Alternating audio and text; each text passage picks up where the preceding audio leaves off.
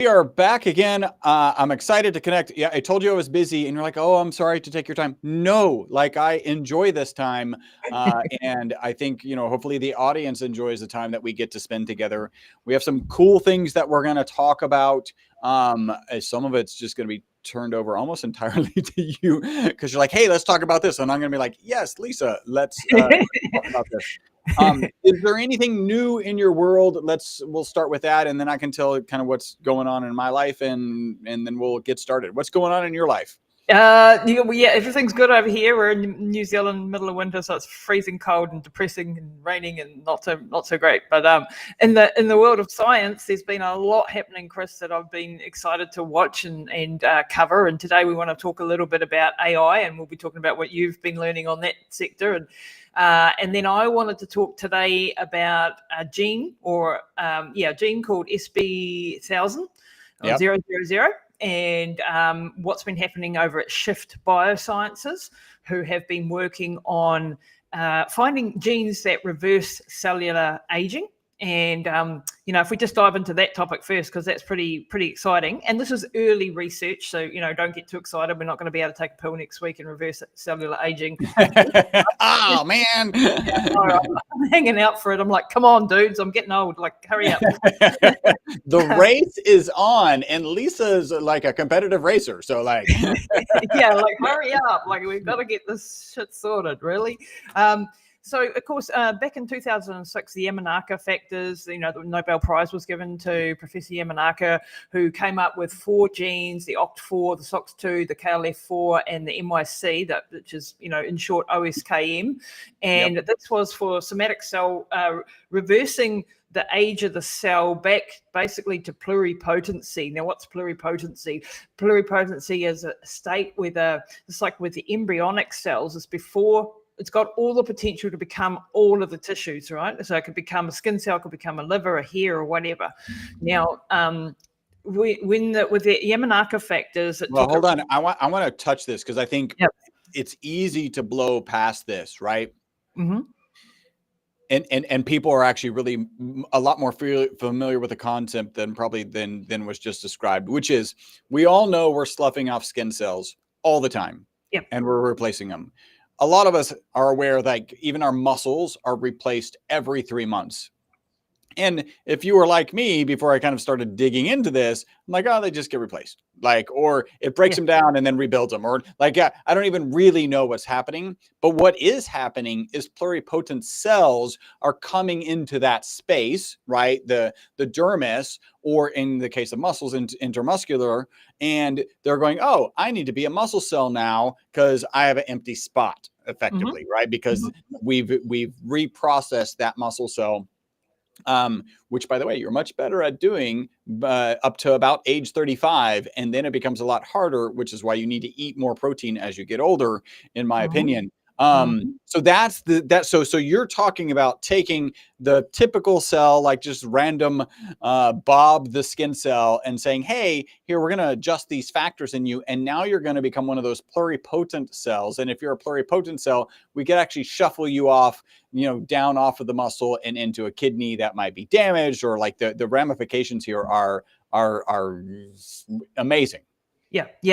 But and there's a big but with the Yamanaka factors. There's a risk that when you take it back to pluripotency, you have de-differentiated the cell, right? And then the cell doesn't know what it is, and then it can become cancerous. And that's one of the things that sort of held the whole space up for the last couple of decades, really, is that we don't want to turn on cancer, right? We don't want to do that. So recently, and there are a number of companies working in this space, like in silico. At Shift Biosciences just came out with a study recently, and it's got a couple of issues, right? It's not yet peer reviewed. It's not yet published. They're using their own aging clock 3, which is a proprietary clock that has not been validated either. So with all of these caveats in place, and it's in vitro, so in the petri dish, basically, not in vivo, and it's not in animal models, and certainly not in human models yet. However, it is pretty exciting. So they're using AI, and they took 1,500 genes that they thought were good candidates for cellular age reversal, knowing building on the research that's gone before. And they took people from the age of 1 to 87. They took their dermal cells and they exposed them to an overexpression of one or the other of these proteins. There's 1,500 that they identified. Now, most of them came up with a 0, didn't do anything for cellular reversal, but a handful did, and some were even more powerful than the Yamanaka factors, and one in particular had a major effect on age reversal, in cellular reprogramming without the cell, and this is the key point, without the cell losing its differentiation. So if it was a skin cell, it didn't go back to the pluripotent stage, right? It only went back partially, a partial reprogramming, and was able to still maintain its identity as a skin cell, but be a younger skin cell. So that's a pretty major finding. And they were able, after 6 weeks of treatment, I believe it was, to actually test it also against other clocks, which are more validated, like methylation clocks and other aging clocks. And it also showed to be an age reversal in these cells. So what this means is for us, like eventually we're going to be able to take a pill or take an injection or take something, and it will reprogram the age of our cells. So Chris and I in our 50s will now be in our 20s, right? That would be fabulous. Is that your goal? What is your exact number? Because and remember, we have a product. It's UTH 29, Youth 29, and I was told by some people that that's the age that all women want to stop aging at. But what's your number? Yeah, I'd agree with that. Somewhere around there, like 27, I'd say. It's a sweet spot for me. You get through that teenage years, and and I would like to have it with the wisdom that I have now, right? I don't want to be as stupid as I was. Reprogram my brain cells. I don't need to be going back. Yeah. I know. We want the youthfulness, but with the experience. And as they say, youth is wasted on the young. It definitely is. So I think somewhere in that sweet spot, 25 to 30 sort of thing would be an ideal thing, right? And then we go and get our cellular reversal program done, and we come back. So that's the dream. That's the fantasy at the moment. It's not there yet, but this is another step in the right direction. And this is sort of, it pays to be across the science, because as soon as this does come on the market, and as soon as I can, afford this, if this comes, I'm off. Yeah. I don't know about you. I'm not waiting around for 30 years of clinical trials either, because we haven't got that long. So, if this comes up, I'm in.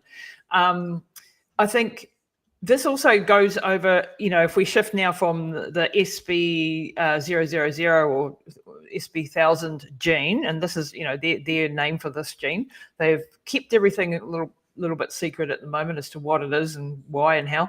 And it's a Cambridge startup. It reprogrammed the age of the human cells by 13.6 years, I forgot to say too, while maintaining the cell's identity and the function. So that brings us back to, early 40s. Yeah. So that would be great. That'd be fantastic, right?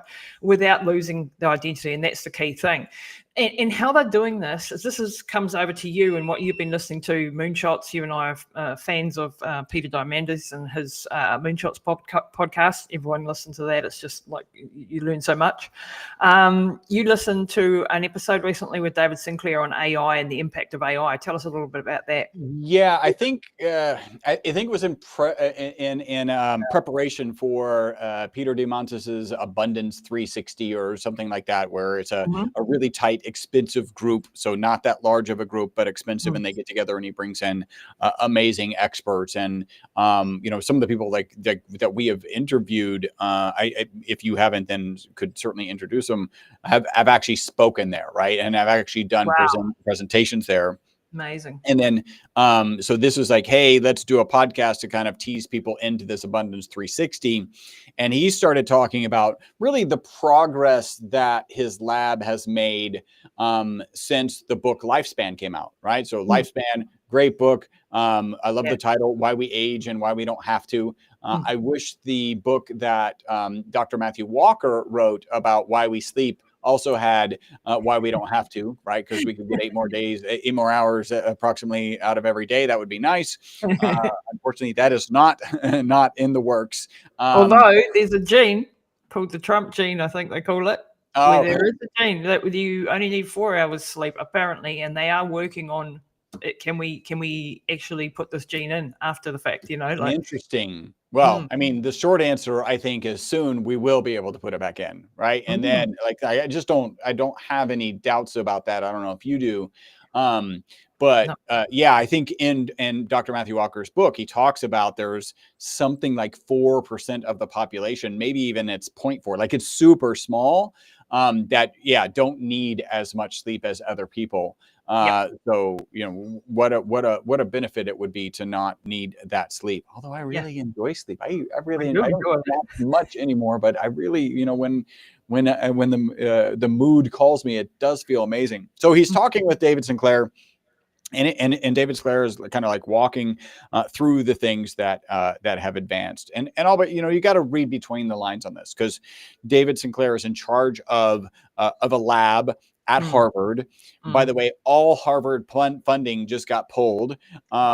So yeah, we needed to make a whole bunch of changes. I don't think anybody would really doubt that, and I'm sure a lot of people have complaints about the changes that that Trump is making. Pulling all funding from Harvard sounds like a bad decision, but a lot of his bad decisions have turned out to work out. Here. I mean, I think Harvard's got some problems without getting political. I think they needed their they needed a wake-up call, right? Like, so, but let's get funding. And by the way, there is ways you can go fund David Sinclair's, and that was one of the things that they were promoting, David Sinclair's. And you can become, at the 50,000 mark, you could become a friend of Sinclair.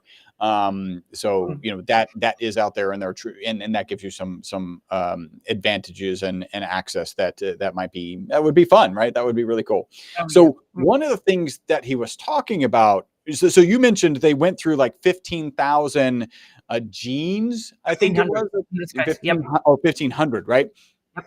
Well, I believe that David Sinclair is looking at things that will attach to the receptors in different cells, and you can actually look at that from the perspective of from a database and from models, and the number I think was in like the 60,000 range. So not 1,500, but 60,000, and they're coming up with.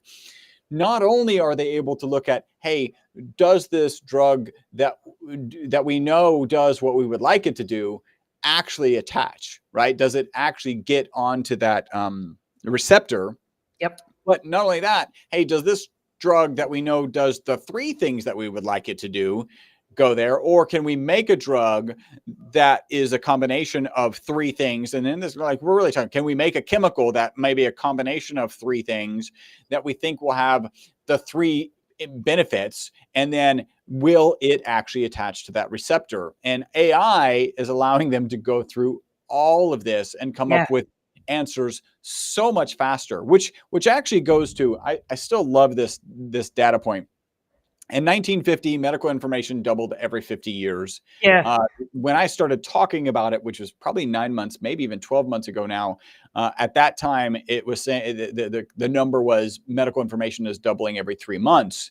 And I always made the point, well, that number doesn't even include AI, but also how is AI going to have an impact?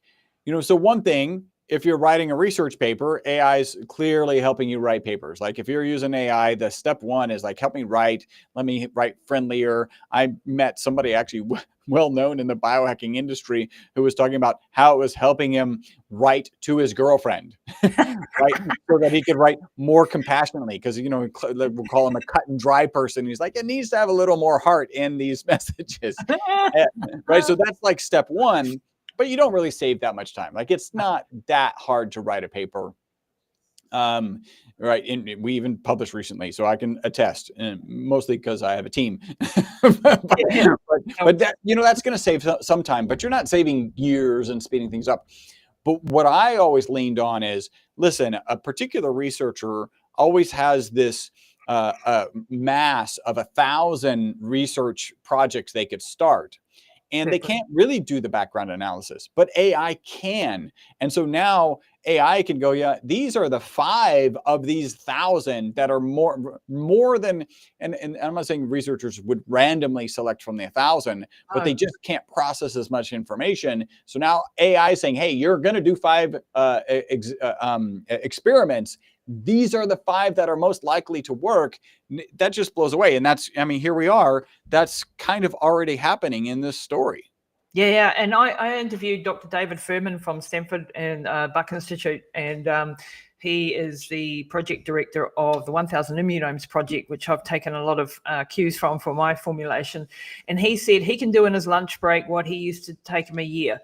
Yeah, we'll get on to Rejuvenate Pro. We'll get to that here in a second. So he does in his lunch break what it used to take a year. Yeah, it's collapsed the research time because they can now, like, it's accelerating drug discovery. They can go through vast data sets with billions of molecules and, like you say, come up with the best candidates to then take forward, right? Whereas before they'd have to take one and do, like, if you look at Alpha, what's it called? AlphaFold, the Google Demis Hassabis, brilliant man, got the Nobel Prize, I think it was last year, for protein folding technology, right? And what used to take a PhD student, their whole PhD to unravel one protein folding sequence, do their whole PhD on it. Now AI can do it in, a few minutes. Wow. And so, like, we've got no idea of the impact of this. And I've been diving deep into the world of AI because I think it's going to, massive disruption coming. If you listen to Peter, you'll know, Diamandis, you'll know, like, it's massive, the disruption that's coming to jobs, to our lives, in a positive and in a negative way. And I think in the in the middle space, there'll be a lot of job disruption, creative disruption. We're creating new technologies that are disrupting whole industries and whole sectors. So it's really important that we embrace understanding the best we can and keeping up with AI and using it every day. And, all these places that, ban their workers or their kids at school from using AI, you're missing the point. Like, you need to be embracing this because this is a part of our world now, and you need to go deep into it and use it to create more powerful work, like more thing. And this is what scientists are doing, of course. So I've got maybe a slightly different perspective or modified perspective. So one, I recently read a paper. It was actually, I'm part owner in a digital marketing agency, and the CEO put a paper out on LinkedIn, which was talking about looking at the negative impact of using AI on actual intelligence, right? On actual thought processes. And then, like, shortly right after I read that, which is, by the way, it's negative, right? Like, what happens, you rapidly get dependent on AI, which is maybe where Elon Musk is a step ahead, so that you can actually tie it into your brain, which sounds horrifying. I would probably sign up a lot earlier than a lot of other people. Like, I just think that way. But right after that, right? So this is saying, hey, when you rely on AI to help you with writing, to help you with whatever, you actually become dumber because you're not exercising that muscle that you needed, that calculation muscle. And I turn right around. We just put our website onto Shopify, right? Lots of technical challenges going. I don't know if you know, I used to be a programmer. So I've got I can do these things. I'm not fast at it anymore because I just don't play with it regularly. And so I type into AI. Chris, what have you not done? I haven't been to space. Like, we could, there's a bunch of stuff, but so I had to get back into programming just to expedite some things. Sometimes it's faster if you do it yourself. Often it's usually not faster. And in fact, in this particular case, we needed to do some tweak. I certainly would have been faster, but I'm like, hey, let me try AI. And actually, my son was coming to the office. He's 15. He, as all 15-year-olds, he's pretty good with computers, but I'm trying to provide some guidance and some whatever. And we're literally going like, hey, AI, make a form that looks like this and has this and the button colors this. And then it does it, right? And now Yeah. you've got a functioning web page, Oh, yeah. right? My hubby's But been doing then, it for my Shopify. It's right, so insane. then you're, and this is down to the core of like actual HTML and JavaScript coding, right? And then I'm like, well, the button's too big. And so instead of using my brain and going in and looking at the code and finding the very specific number and tweaking it, which actually ultimately, if I knew how to do that, would be faster, I'm just like, make, AI, do that That's same the form, wrong but way. make it a little bigger or a little smaller or whatever. And it does it, and does a pretty good job. And I'm like, oh my God, I have always been the person who will spend the extra 20 minutes to make the next time faster, right? Like, so figure out how to code in Excel so that when I need a spreadsheet later, right? Can I do the math on my fingers on a calculator? Great. But if I can figure out how to do it in Excel the next time I do it, and the next time I might have a similar project. But this, like, it stopped that. And so I have some fears. And if you go back to how you typically learn math, you typically learn math by doing a bunch of problems, right, with the kind of rote process, and then learning the theory. Mm-hmm. And my concern is if we do lean on AI too much, the thought processes go away. And so, Yeah. Yeah, I'd push back a little bit on that. I think, there's a core of what you're saying is correct, right? And I think we need to. It's like with the calculator at school, right? When I was young, which is a long time ago, and we didn't get calculators until I was about 10, and so. But did we become dumber because of the calculator? Like, I did probably. You are more reliant. I use the calculator instead of doing the math in my head, right? That I used to do as a 7-year-old or 8-year-old. But I think it actually challenges you to think differently and think outside of the box, and makes you much more impactful. So I'll give you an example. I've just developed an app that looks at your immune age, right? Or your immune health status, I should say. And it's looking at different scientifically validated ratios, like your neutrophil to lymphocyte ratio and your lymphocyte to monocyte and your platelet to lymphocyte ratio and your PIV and SII and all these ratios that you get in a standard blood test. And this has always been a pet peeve of mine. You get a blood test and it's got all this credible information in it, and you're not given that information. All they go is you're in range for each of those. When we look at the ratios between that, it gives us detailed information about exactly what's going on in your immune system. And I developed this because I, got Rejuvenate Pro, and our whole thing is immunosenescence and going after immunosenescence. Yeah. And I wanted to prove that our product worked. That was my initial reason for developing this app. Now, I'm not a programmer, and so I would not have been able to do that previously. Now I can, because of AI.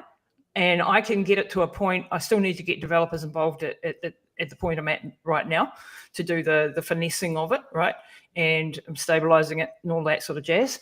But this is a way of increasing your creative intelligence. It's like, how do you look at problems? How do you use this new tool, AI, which is multimodal, goes right across all aspects of your life, and makes you much more effective.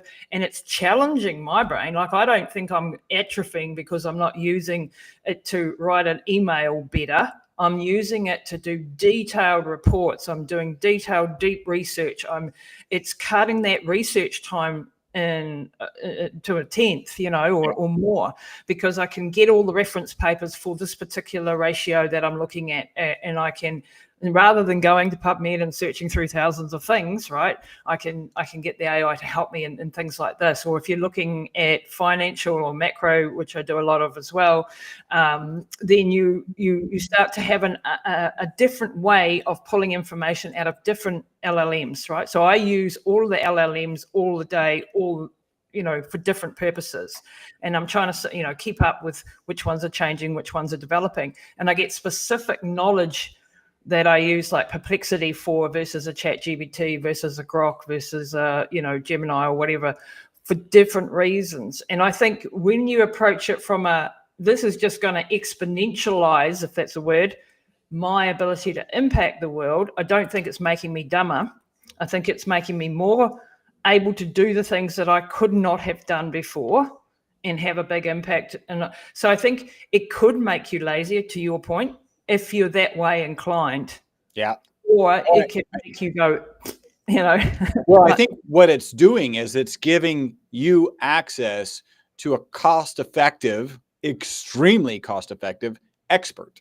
Yes. Right? Or Like that's what it's really expert. doing. So your eyes and experts, I've always felt like, are the things that provide input and then you make a decision on. Like even if it's not your expertise, you want the input from experts because they've got unique insights, but you as the the lead in the experiment or the lead in the business or at your household, you want inputs about your AC that might be going bad. And then you are the expert of that project or are the leader of the project and make a decision on those inputs.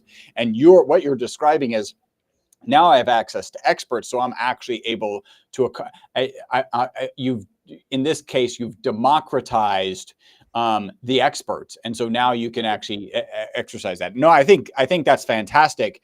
And yeah, and I do have some concerns just from my own experiences. Like I could have, in the old days, I would have pushed myself to figure it out and whatever. It's also not an effective use of my time anymore. And Exactly. so I cheated. Exactly. So But it's yeah, not cheating. It's being wise with your time because you have a mission on and you've got too many things on. You're not your 20-year-old self that had time to go and learn the coding for a specific thing or whatever. You're the CEO of a big, things and have multiple businesses. So you have to be efficient. So I think it's just an efficiency tool and not that, because you would have spent time doing something that you're probably not going to use again in the future. Yeah. And is that a good investment of your time? That's fair. Yeah, so I think it's exciting, and we've got to embrace it and adapt it to each one of our needs. But I think ignoring it. I mean, I wrote a paper, a column for our national paper here about a decade ago, or 89 years ago, and I just said universities are dead. Like universities are dead. Like and this was way before AI. I said the future of learning is not in universities, and I truly believe that for most professions, not all professions, but for most professions, you are better off getting real-time information. You have to be a learner. You have to be curious. You have to be self-driven. You have to, but you can teach yourself anything now. Like you can listen to the top David Sinclair. I can learn from David Sinclair. I mean, I cannot go to Harvard University and learn from him as a student, but I can learn from him via the internet, right? I can do that and I think this is democratizing access to information and, intelligence. The cost of intelligence is going to zero. They talk about helicopter money, and this is helicopter intelligence. Like we are just dropping intelligence all around the planet. So the kid in the poorest nation on the earth in the corner who's got a cell phone can access. And that is amazing, the potential that's going to unlock for those people that are, whether it's, the access to the knowledge so that they can empower themselves to get out of their situation. And I think that's fabulous. I think there's a lot of downsides to AI, and I'm terrified about the, AI and the ASI coming, and God knows what that means. What I like to say is I would like to be one of the first to welcome our computer overlords. I just read a book by Dr. Federico Fagan. And he was the father or grandfather of AI, like 1970s, in his 80s now. And he's written a book called Irreducible. And that really put my mind at ease in a lot of ways. Very complex quantum science book. Like a lot was over my pay grade, to be fair. But it gave me, because, this is an existential question. Is AI and is this new intelligence going to be our overlords? Is this God? It's got godlike knowledge, and will have godlike knowledge when, especially with ASI coming. Is this AI got its own consciousness and its own identity? And these are, questions we never had to ask ourselves because we were always the apex predator, right? We were the top of the, food chain. This book says we are, we have, and he goes into a little bit into the spiritual side of it as well, from the lens of quantum physics, though, which is a really interesting combo, right? And that we have consciousness in a way that computers will never have it, with zeros and ones. That there is an essence, a soul, if you like, to our beings that cannot be replicated by a computer, and that remains our thing. I mean, I'm butchering it because it's an absolutely in-depth book on that. But it put my mind at ease that it doesn't put my mind at ease as far as the destructive potential of AGI and ASI because of the weaponry that it can, it could wipe us out. Yeah. But has it got consciousness? Has it got a soul? Don't think so. Not from after reading that book. So yeah, go and read Irreducible. Like, it's next level book. I mean, just about reading books, right? Like, if you go, like, a lot of the books I'm now like using AI to talk to me about the book. Yeah. And I get a different insight to when I actually read it. It's something, both are good. Both are good ways of ingesting knowledge. But when I talk to AI and use voice, like, you have to have a conversation with it. I really highly recommend everybody go and do that. Start talking to AI and start talking to the computer, because you have a two-way, because you can pull out of the book the themes that are important then for you, right? And that's quite powerful. And it's again a contraction of the time that I need to invest. Like, for you, like, you're interviewing people and scientists constantly, you could have a synopsis of their book. Oh, I do. Yeah, no, I use AI 100%, right? It creates a nice little bio. They usually give me one. It creates, 5 questions that you would ask in general, and then 5 questions that I would ask about their particular area of expertise. And I'll be honest, and this may just be, I try not to use those, but not from the context that they're not good, but the context of, because I spend about 2 hours preparing for an interview, right? And I really don't even start writing any of the questions I think I'm going to ask, or even their bio, until I've spent probably 40 minutes, maybe listening to an interview, digging in. What is their LinkedIn? What's their education history? What's their business history? All of that stuff. So I kind of try and get a picture of them, and then I start typing out questions and start typing out the intro. And I'm so excited. So one thing, I just want to share this. I'm interviewing Dr. Gundry, Dr. Stephen Gundry, tomorrow. This is my second interview with him. It's about his book, Gut Check. Gut Check we did last time. It is about the gut-brain paradox, I think is what it is, the gut-brain paradox. So I'm excited about that. And we were supposed to talk about this. You hinted about your Rejuvenate Pro. I spoke with some of the team that you worked with this week. Actually, thank you for the introduction. So talk to me about, like, what do we got? What am I holding here? It's open, but I haven't taken any, and I'm not afraid. It's probably true that you're going to tell me what's going on here. And I'll be taking it before we finish the show. Yes. What is Rejuvenate Pro? What do we got in here? So Rejuvenate Pro is going after immunosenescence, right? So so Dr. Elizabeth Youth, I think you talked to her team this week. She's one of my mentors, teachers, friend, my mum's physician, and she's also the chief scientific advisor for Avum Labs, which is my biotech company. And I was like, I need something to save my mum and her aging immune system, because we were fighting with brain cancer. She's had aneurysm, strokes, you name it. She's been through it and done it. And at the core, after studying Dr. David Furman's work in the 1000 Immunomes Project, right, that the aging of the immune system is at the basis of all the 12 hallmarks of aging, right? Instead of going after a whack-a-mole approach and looking at just, looking at each of the hallmarks of aging and trying to put supplements in that way to whack-a-mole approach, because, the 12 hallmarks of aging, there's quite a lot. Underlying that is a dysfunction in the immune system affecting all 12 hallmarks of aging. So Rejuvenate Pro, we've got 4 ingredients that we've identified as being very, very powerful ingredients. Number 1 is a extract of colostrum. Colostrum, the first food from mammals, right? Yep. And this is for the want of a better description, it's a colostrum on steroids, right? It's not on steroids, but it's a much more powerful extract of colostrum. So it's taken out all of the fat, most of the lactose. There's a tiny bit of lactose left in it, but it doesn't cause anybody with lactose intolerance issues, by the way, because it's immune modulatory. And what colostrum does, it has transfer factors, it has immunoglobulins, it has IGF-1, the growth factors, it has it has lactoferrin, right? And lactoferrin is one of the most powerful molecules that I've ever come across. Like the list of things that lactoferrin does is longer than your arm. I mean, there is biannual conferences on lactoferrin for the last 30 years. That's how much you could talk about lactoferrin, right? Yeah. Lactoferrin is also in a second ingredient, which we have called immune defense proteins.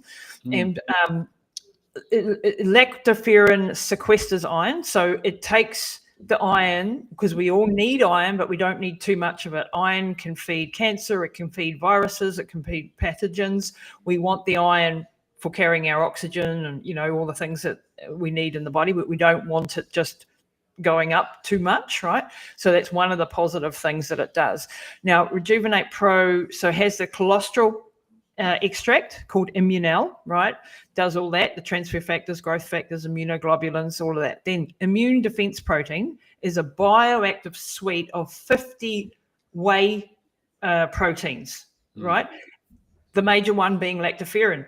Okay, so lactoferrin being 40% of this immune defense protein.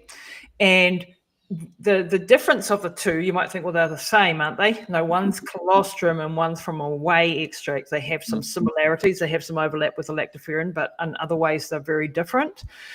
This helps with leaky gut.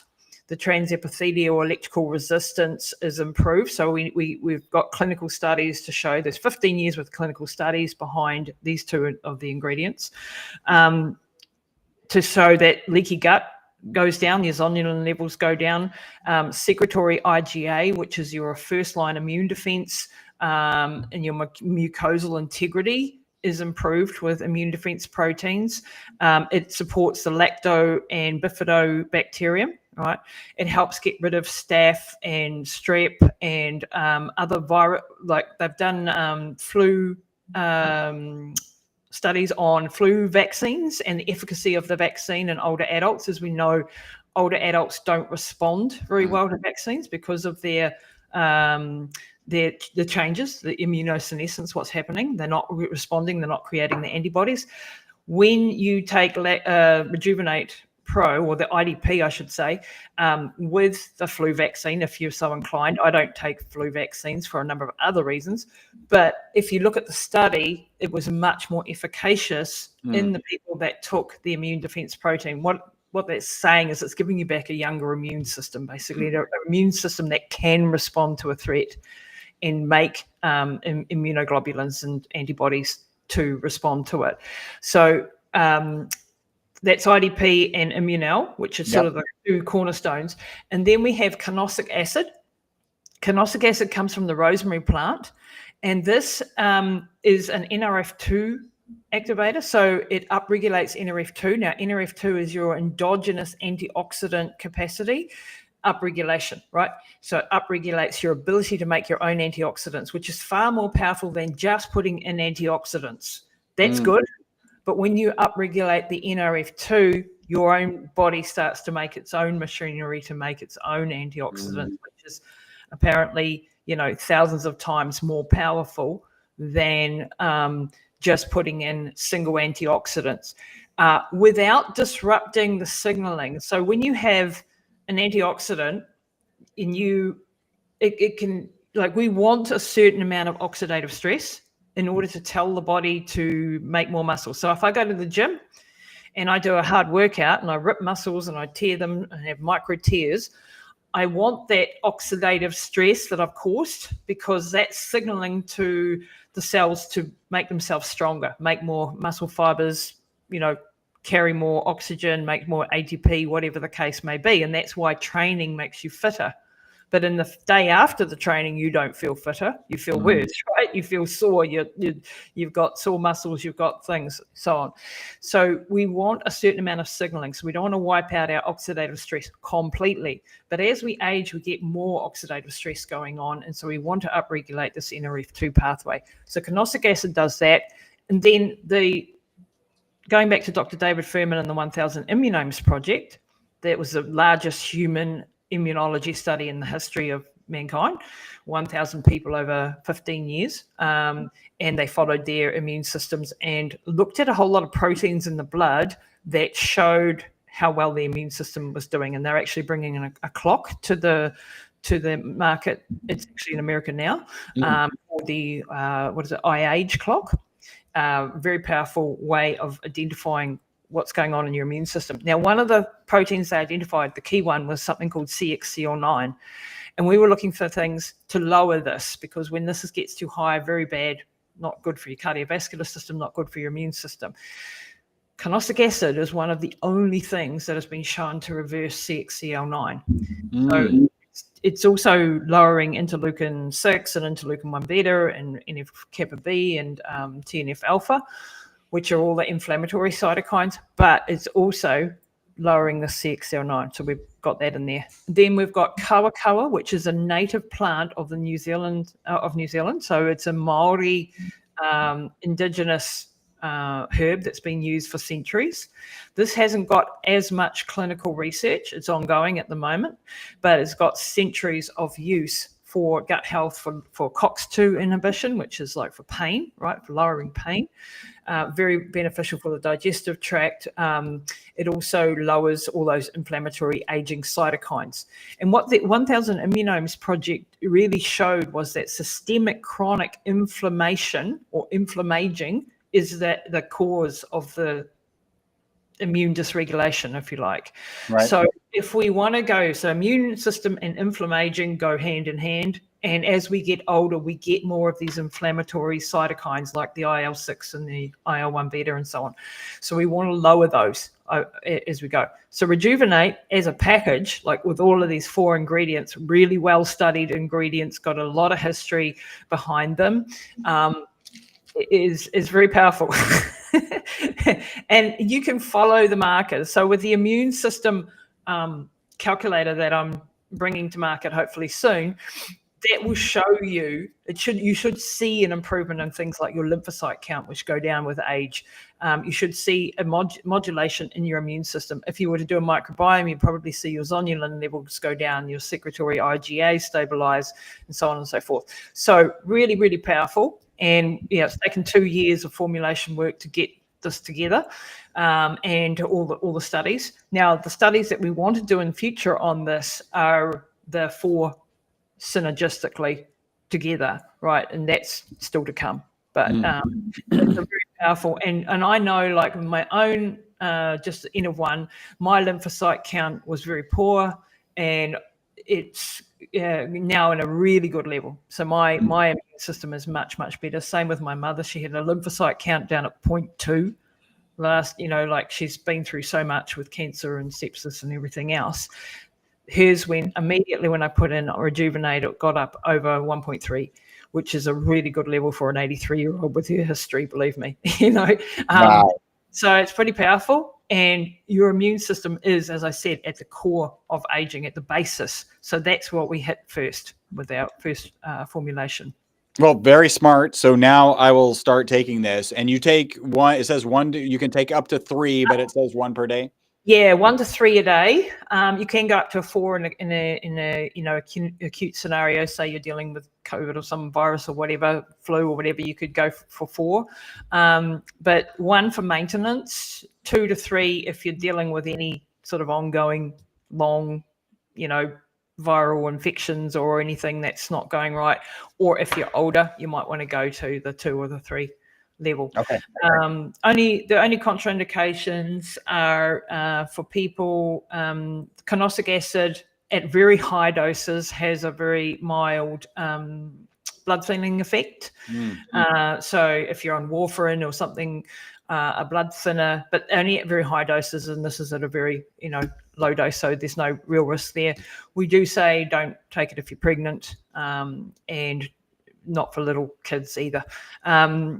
We're bringing in another product to market hopefully soon that will just have the Immunel and the IDP in it, and that will be safe for even little kids and pregnant women as well. So yeah, pretty powerful combination. But yeah. Man, that's awesome. I wish we had covered that last time that we got together.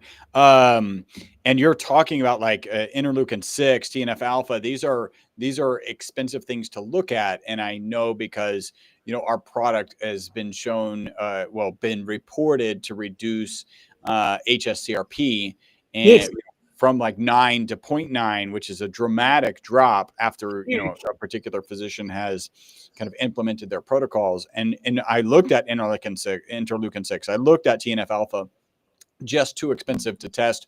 We'll talk after this because I think I have something. I have something to share with you. I think that you'll be really excited about. Anything before we wrap up? I think we're coming right up on time. I love these because we don't even have to prepare because we just like rattle on, don't we, Chris? Like there's so much to talk about, and it's really good to get your insights on the AI. You know, because it's always good because you get in your own little world of how things are. And it's good to sort of challenge yourself. One thing we didn't talk about today. So I've been doing some New Fit is the company, New B is the device. I've been having some calf like tightness, super tight, whatever.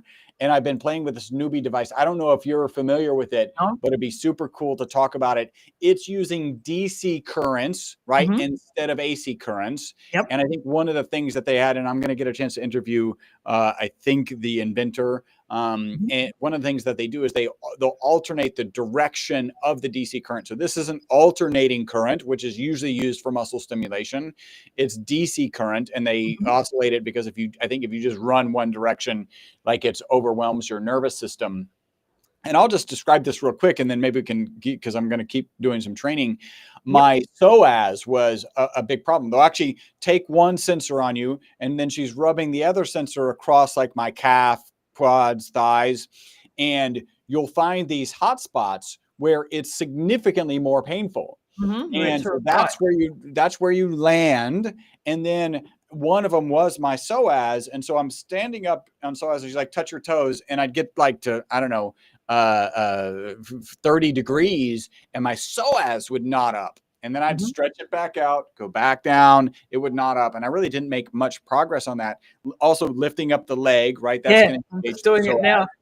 And so you're doing these things and it's knotting up. And the concept is spectacular, which is your nervous system is defensive, right? A lot of people, I'm sure you know, if you're under anesthesia, you have basically infinite flexibility. The reason you're not flexible is because of what's in your head and your neuromuscular restrictions, not because your muscles actually can't stretch that far, right? And what that is your body protecting itself. And so in these same situations, like with my calf, whatever the insult was, it tightens up to protect itself. And what you're doing is you're pushing through that with this DC voltage stimulation. And so you're able to get yourself to the point where your body gets defensive and then push, gently push through it. And so I've and then it will release, it's not immediate. So I actually did one on, and I've really been going after my calves. I haven't been able to really jog or sprint for like 2 months. I did go jogging over the 4th of July weekend because I'd done serious deep tissue, the kind of deep tissue where you're limping away from the deep. You've trained at levels like I can't even imagine. So you've had that. You're like, I don't care how much it hurts, because in order for me to do what I want to do tomorrow, I've got to feel that. So at that point, I had about 2 deep tissue in one newbie session. And so I jogged and I pushed it too far, right? I was sore for 4 days. But my calves were okay. I can tell you right now, I biked yesterday and I was sore yesterday. I did some resistance training this morning, not focused on calves. My calves are really tender, delicate right now. And I didn't do anything. Basically, they were in a bath of water with the electrode at the mid of my back. And I was just, moving my feet like this in the water, flexing, going up on my toes, whatever. So nothing that you would think would do much, but they're really sore today. And I don't think that's from engagement. I think that's from release. Like they're the same kind of sore that you get from deep tissue massage, right? When you get that deep tissue massage, the muscles have relaxed, and then you walk away and it takes 2 days to heal from that. But then you've actually acupuncture, right? When you do acupuncture, and then afterwards you're quite, got a DOMS type effect. I tell you what, I had a struggle with Achilles injuries. I wore a pair of running shoes too long and ended up, really stuffing up my Achilles. And I did a lot of red light, did a lot of, hyperbaric and things. But the thing that really took me over the line was PMF. So yeah, maybe have a go at that too, like that within, because I'd been struggling with it. And of course I never stopped running because just, I don't, no matter how much pain I'm in. I keep going because I'm stupid. PMF actually fixed it within a couple of maybe 3 weeks. Took 3 weeks of daily use of PMF, and bang, it was gone. And it had been something that I've been fighting with for 2 years. Okay. Wow. So we'll connect afterwards. I would like to know what is it a full PMF mat, or did you do something smaller? What did that look like? Yeah, it was a full mat. Okay. So I'm gonna have to figure out how to do that. Because currently I have by my couch, and it was my Achilles that stopped me from running and sprinting. It was just too tender. And then like I said, I jogged, a week and a half ago. That felt amazing to be able to jog, right? Isn't that freedom? Oh yeah. It's so good. Lisa, we could keep going. Great to connect with you. And we'll do this again soon. Awesome. Thanks, Chris.